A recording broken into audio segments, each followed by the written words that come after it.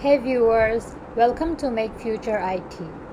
So, if you want to turn that business idea into reality, you gotta have to do these 6 things. First, go to your Secretary of State websites and create an LLC for your website. Secondly, go to the irs.gov, that is IRS's website, and get your business, that is EIN number, set.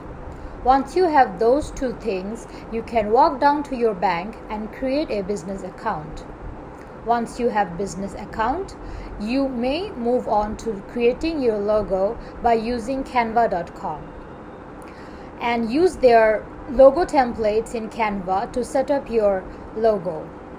Then you can use upwork.com to get your website designed by finding a freelance workers who can help build your website. And finally, once you have all these things set up, go ahead and start creating your business social media accounts and start marketing for business so that you can begin marketing more flourishly. Hope these tips helps you and your business flourish in the future.